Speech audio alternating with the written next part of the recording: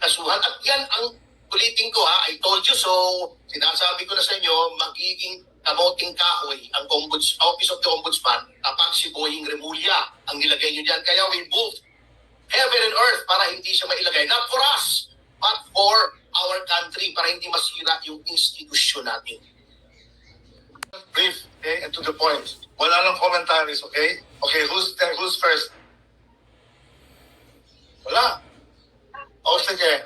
Okay, ladies first. Ladies first. Maki. Kay Secretary Mike and Attorney Compassion. Ano lang, comment lang kasi, so why did you, bakit kayo nagbigay ng 30 million pesos to a public officer? Because when you gave them, he was an elected official. So bakit kayo nagbigay? Tapos kay Attorney Topacio, attorney si Senator Marcoleta accepted at least 75 million pesos and did not declare it sa kanyang salary. Hindi ba na ito dun sa COMELEC that you were mentioning? Ito na yung case na na-file sa Sandigan Bayan. So we can just... If I can comment in both questions. Number one, nung January, Senator Marcoleta was already a candidate for senator. Kahit na nga magbigay ako dyan ng 1 billion, 2 billion, yung isa galing kay Attorney Jimmy, walang illegal doon. Dahil yan ay walang kapalit at hindi yan nakaw na pera. Senator Marcoleta was about to run. He already filed and he was about to run. Hindi pa lang yung campaign period. Pangalawa, bakit wala sa salin ngayon? Kasi nga ginastos ng kampanya. Diba? Kasi kailangan niya ng ginastos at diniklara naman niya ginastos niya, kinakailangan niya yung puntong yon. Now, case in point with Senator Marcoleta, kung ang lahat ng tumulong sa kanya, kakasuhan, I would think more than 500 people will have cases. Bakit? Hindi naman kailangan sa marami, si Senator Marcoleta ay tinulungan ng marami. Dito lang sa Metro Manila, pag nakita niyo yung mga poster nila katabi si Senator Marcoleta. Ang dami niyan, all over the Philippines.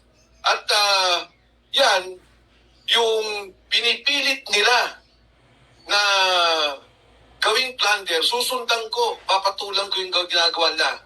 Kunin nila lahat ng sose ng senador.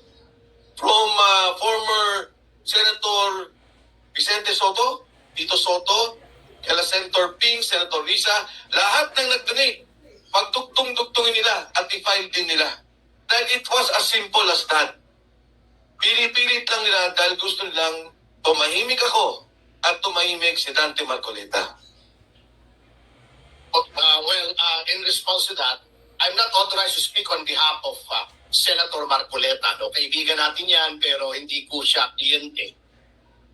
But from a strictly legal point of view, there is a misconception among the uninitiated na kapag nagbigay ka ng pera sa isang public official, that is graft.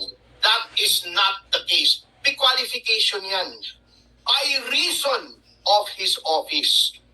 Ano yung by reason of his office? Office hindi yung opisinang physical o yung title niya. By reason of his function.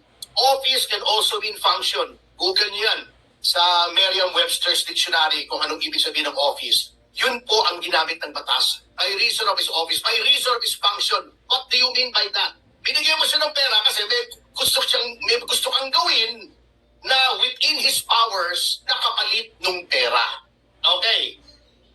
Bakit binigyan ng pera si Senator Marcoleta? May hiningi bang kapalit?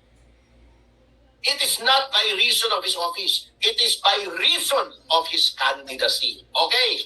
Meron ding precept sa legal hermeneutics or legal statutory construction. Construction, hindi yung construction ng bahay. Interpretation.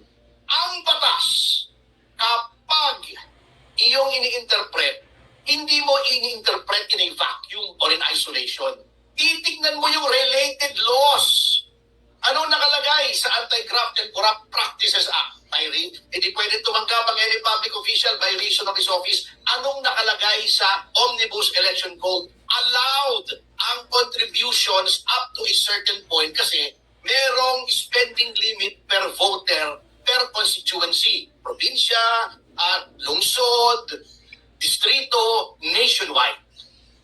When you interpret a law, titignan mo yun. Contribution to a candidate is allowed. Wala naman sinasabing pagkakandidato ay sitting official. Whether running for election or running for a different office, hindi mo pwedeng bigyan. Allowed yan. Bakit? Kasi the framers of the law know enough na unless you're one of the wealthiest in the country, hindi mo kayang ponduhan ang kampanya ng sarili mong pera. Also, yan ay to prevent corruption. Bakit? Kasi kung hindi mo pera yung ginastos mo, nanalo ka, wala kang kailangang bawiin. Yan po, sabi nga nung professor ko, si Justice Diaz, he who knows the law and knows not the reason for the law, knows not the law at all. Huwag natin tingnan literal, yan ang problema sa iba eh. Komento ng komento, kaya nga sinasabi namin, hindi naman sa we are condescending towards people who did not study the law. Ngunit, ang batas po, napaka-komplikado. Hindi yung literal. Sabi nga ni Miriam Defensor Santiago, hindi dahil marunong kang bumasa, binasa mo yung batas, alam mo na yung batas. Marami pong nuances ng law, kaya nga po 4 na taon namin pinag-aralan at 6 na buwan pa kami nag-review bago kami naging abogado. Mahirap po yan, hindi pwede, binasa ko, public official, si Marcoleta, binigyan ng pera, graft. Meron pong reason behind the law. Tingnan natin yung debates, tingnan natin yung journals kung bakit may ganong batas at bakit may batas naman na subsequent na may donasyon na pwede. Kasi in any electoral exercise, sa kahit anong bansa, allowed po ang donasyon.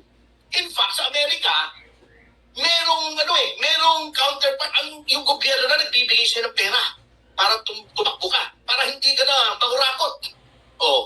Ganun po yun. Hindi porket official binigyan graft. So, hindi porket official tumanggap grafter.